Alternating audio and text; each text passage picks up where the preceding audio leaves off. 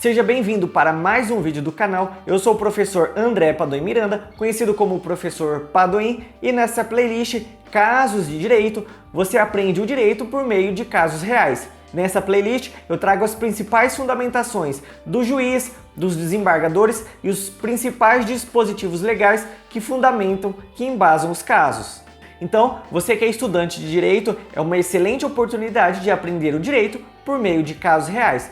E você que já é advogado, se no seu escritório aparecer um caso semelhante, você já terá uma boa base sobre a temática. E neste vídeo eu trago dois casos semelhantes em relação à indenização por dano material e moral do caso do pai descobrir que não é o pai biológico dos seus filhos. Vamos então ao primeiro caso. Homem que descobriu não ser pai biológico da filha será indenizado. Essa decisão é recente, de 2024, julgado pelo Tribunal de Justiça de São Paulo. Vamos entender um pouquinho melhor o caso? A 9ª Câmara de Direito Privado do Tribunal de Justiça de São Paulo manteve decisão da 3ª Vara Civil de Lins, proferida pelo juiz Marco Aurélio Gonçalves, que condenou a mulher a indenizar o ex-marido por danos morais por ter omitido a verdadeira paternidade da filha mais nova do casal. O valor da indenização foi fixado em R$40 mil. E desde já deixe os seus comentários aí. Do que você acha desse valor, 40 mil? É um valor baixo? É um valor alto? É um valor justo? Deixe aí os comentários. Mas vamos entender um pouco melhor o caso. Após o divórcio, ou seja, o casal ficou juntos por 15 anos e após o divórcio, o genitor ficou com a guarda unilateral das duas filhas. Fazendo um parênteses aqui, guarda unilateral significa que a responsabilidade primária, principal, ficará com apenas um dos genitores. E neste caso aqui, ficou com o pai. Pois bem, após o divórcio e o estabelecimento da guarda unilateral, ele descobriu que não era pai biológico da filha mais nova. Vamos analisar um pouquinho sobre a fundamentação do desembargador sobre esse caso. O relator foi o desembargador Wilson Lisboa Ribeiro e ele disse o seguinte: o autor registrou a infante como sua filha, proveu o seu sustento e inclusive tomou para si a guarda da menor, cuidando de seu desenvolvimento e crescimento como verdadeiro pai. Esse é o dano moral passível de reparação pecuniária e que deve ser mantido, registrou. E só mais uma informação sobre esse caso: o pai ele tomou conhecimento posteriormente ao divórcio que não era pai biológico, realizou o exame de DNA e constatou-se que ele não era o pai biológico da sua filha mais nova. E o segundo caso concreto que eu quero abarcar aqui para vocês é este. Homem que descobriu não ser pai da criança que registrou como filha será indenizado. Este caso aqui ele é um pouquinho diferente, tem algumas peculiaridades.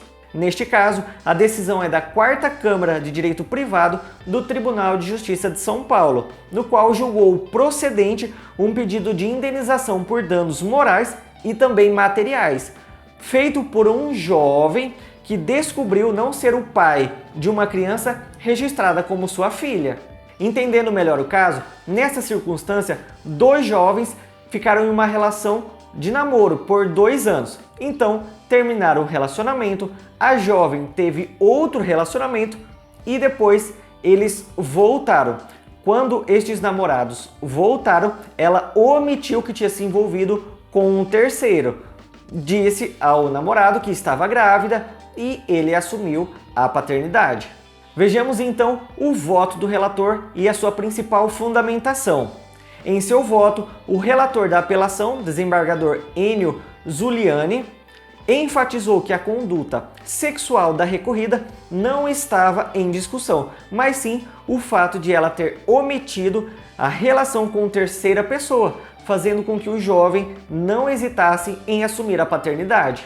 Nesta situação, o jovem só tomou conhecimento de que não era pai biológico após 1 ano o nascimento de sua filha. E, neste caso, o relator fundamentou que já havia tempo suficiente para criar um vínculo de afetividade com a menor.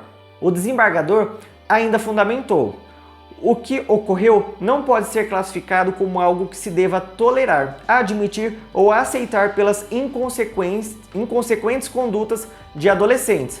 Embora exista uma natural tendência de ter como próprios da idade juvenil atos realmente irresponsáveis, não é permitido chancelar, ou seja, assinar, bater o martelo, a atribuição de paternidade a um namorado quando a mulher mantém relações sexuais concomitantes com outro no mesmo período. O relator ressaltou também que, pela ilicitude ter sido praticada por uma adolescente, a mãe dela deve responder de forma objetiva, pois atuava como responsável pelos atos da filha. Lembre-se que lá no artigo 932 do Código Civil, ele estabelece: sobre a responsabilidade civil, são também responsáveis pela reparação civil os pais pelos filhos menores que estiverem sob sua autoridade ou em sua companhia. E o 933 estabelece qual o tipo de responsabilidade. Veja, as pessoas indicadas nos incisos 1 a 5 do artigo antecedente, ainda que não haja culpa de sua parte, responderão pelos atos praticados pelo terceiro ali referidos, ou seja, responsabilidade objetiva. E olha só a extensão da condenação.